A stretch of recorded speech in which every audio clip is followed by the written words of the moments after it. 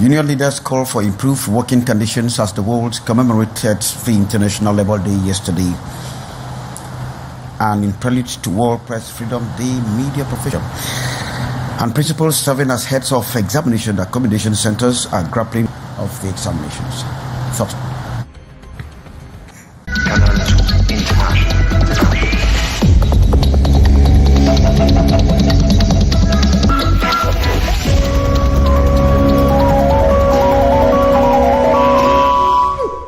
Thanks and welcome to join me. I'm Kijang Henry Atimbe. And of course, our Northwest region are forging for police harassment. The setback were highlighted during ceremony marking the 139th edition of the International Labour Day that was commemorated in Bamenda. Sharifa Saleh reports with girls from our Northwest Chief Correspondent Annie Collins.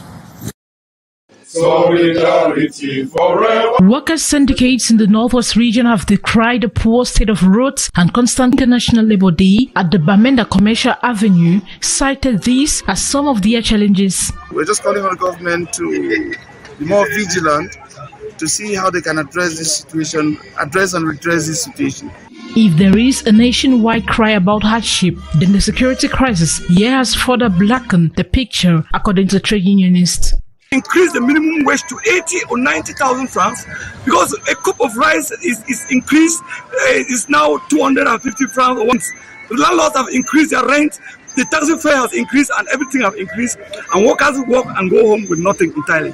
As casual, the government call has been for all to put hands on deck to rebuild the embattled Northwest region. We are still hesitant to come on board so that together build back better this and beloved region. To the success of celebrations. The 139th edition of the International Labour Day. And of course, that was done with new commitments, to renew commitments for a better working condition. Ambo Gladys Dibang was there. Dressed in colorful uniforms, workers from all walks of life taking part expressed both solidarity and concern on peace and unity. Beyond the festivities, the day was also marked by pointed criticism from workers' trade unions on the working conditions of workers. The workers have come today and tomorrow they don't work again. We'll talk of meager salaries. They don't respect the categories, even the collective convention. And in fact, a lot of them, you see, with the mega salaries, with the context of highness in local commodities that people need, they cannot meet up. They called on both government authorities and private employers to uphold the rights of workers, arguing that fair treatment and improved welfare are essential, especially in today's challenging economic climate. A reiteration from the governor of the Littoral region. The gradual and reversible introduction of universal health coverage, increased national social insurance funds, actions aimed at providing social security coverage for all workers in formal and informal sectors. In recognition of their dedication and hard work, 1,213 employees were honored for outstanding service across various sectors in Douala. Among them, 608 received silver medals, 406 were awarded vermeil, and 199 received gold medals. Le fruit de plusieurs années de service, d'une du labeur, et on se sent vraiment très heureux d'avoir cette médaille et ça ne peut que nous réjouir. The message was clear: decent work and genuine dialogue are essential to building a stronger and more inclusive Cameroon.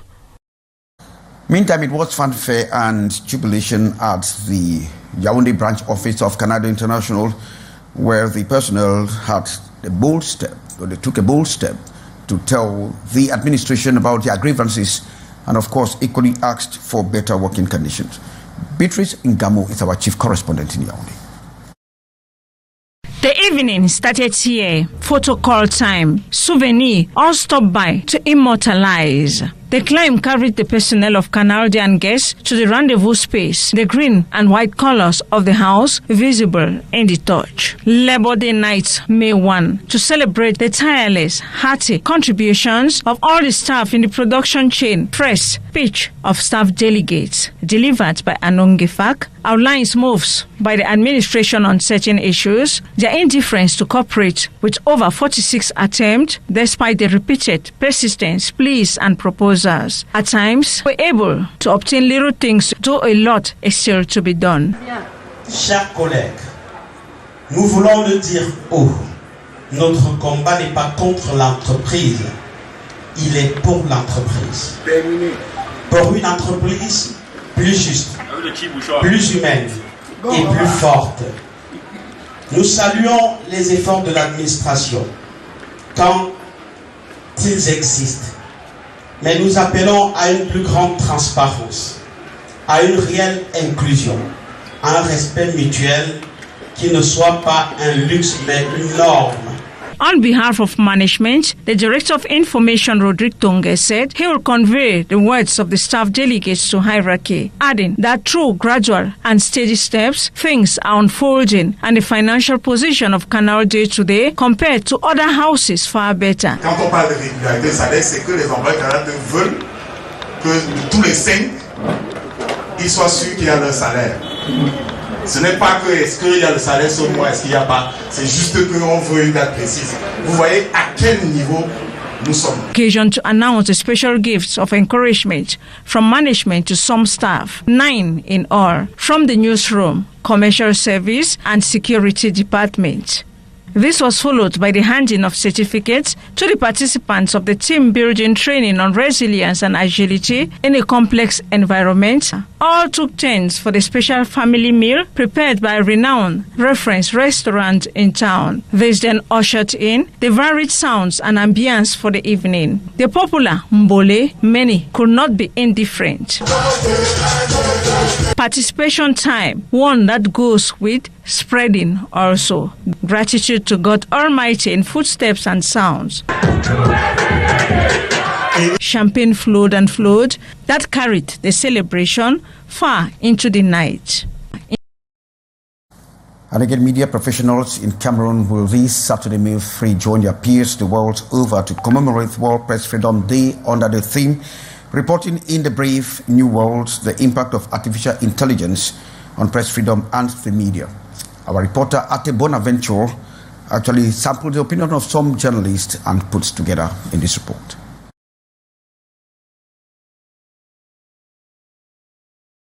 The capacity of artificial intelligence, also known as AI, to assist journalists in processing information rapidly represents a significant opportunity in the media profession. With AI, you can just read the script and your phone does the job. You can take the text to AI and AI will proofread it for you.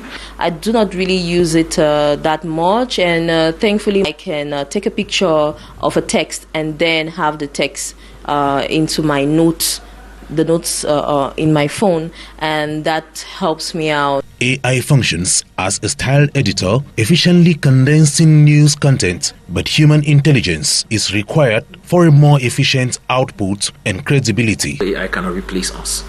And if you're a journalist and you understand that you should not expect AI to provide you a complete picture, it can give you guidelines, it can give you a big sketches if you care, but it will never give you a complete picture. And a good writer can see immediately there's an absence of details, time, color, smell, all of those things. You can know that this guy did not write the script. The new technology is a reliable and efficient tool for fact-checking. However, reporters must guard against laziness or armchair journalism. As a reporter, it is up to you to use artificial intelligence wisely. Journalism is a creative work of art, and if as journalists you go to the field, you can't be able to create that work and include the human emotion into it, then you operate like a machine.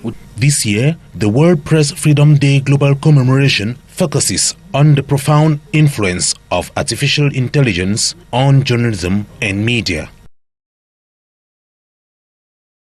And we have to move over to the southwest region, where workers in that part of the country have been urged to remain resilient and efficient at workplace despite the economic challenges. In fact, they turned out en masse, or in their numbers, at the Manga Williams Avenue to commemorate World International Labour Day. Ines Unwabala reports from Southwest. Workers in the southwest region brave the odds of economic hardship and security crisis to turn out en masse on May 1 to commemorate the International Labour Day celebration. At the Manga Williams Avenue in Limbe, workers of Ako Division converged at the ceremonial ground, where local authorities congratulated them for efforts put in place at their workplace. A wonderful day, and I think I feel very fulfilled for this Labour Medal of Honor that has been awarded to some of us because of hard work and diligence. Today is a memorable one for some of us, and I think we are going to forge ahead to see that years ahead we are going to be complete, meaning we are going to receive the medal, the gold medal, which is my target. All came from Idinao, Muyuka, Tiko, Boya to meet those in Limbe for the march past. John Neo, the agency manager for Zenith Insurance here in Limbe, but then representing insurance in the whole of Southwest region. This is a day we usually long for, a day where we come out to let the world know, to let the whole county know that we are there, and to tell the world some of the products which we have to offer. Now we sell a service. And selling a service, we run through health insurance, automobile, marine hull insurance, office, multi-rigs, home multi-rigs, and so on. Celebrations of Labour Day in Limbe continue in merrymaking after workers received medals at the grandstand.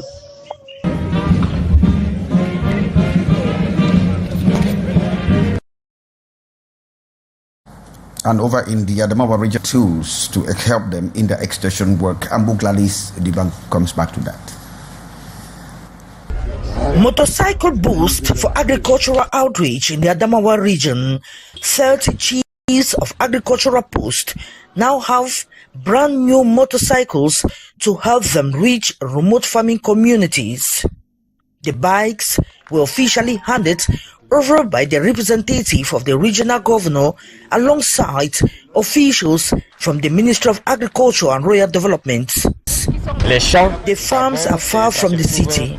Now that I have this motorbike, I am confident I can do my work more effectively. The equipment comes as part of the agricultural production support project known as PAPAC, financed by the African Development Bank.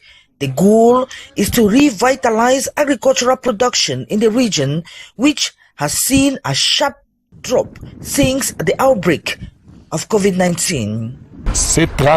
With the aim of eventually equipping all 186 agricultural posts and agricultural and community support centers in the region. Selection of the beneficiaries was based on performance ratings compiled by divisional delegations, with those 30 scoring the highest. The distribution also aligns with the broader effort to decentralize agricultural services. The ministry has a key step in strengthening grassroots agricultural support. As heads of accommodation centers are grappling with the persistent challenge that threatens the integrity of the exams and, of course, its smooth conduct. Moridi now takes a look on this critical situation. From missing students' names on examination day to insufficient writing material, many principals expressed concerns over the logistical and administrative difficulties that compromise the official examination process. In response to these challenges, the second sectoral meeting of secondary education administrative staff in the littoral region was convened. The meeting aimed to assess the coverage of teaching hours and programs, evaluate preparations for the 2025 official and competitive examinations, and identify strategies to ensure their smooth execution. Notably, students have already commenced physical education assessment, signaling the start of the official examination activities, with practicals and written phase set to begin in less than a month. The urgency to address this. Thanks very much, Maureen G. As you put a cap on this edition of the 6:15 News, Matthew Fang will be here with the debrief, the actuality. Of course, he's going to handle sports. From all of us, it's goodbye for me and wish you a happy weekend.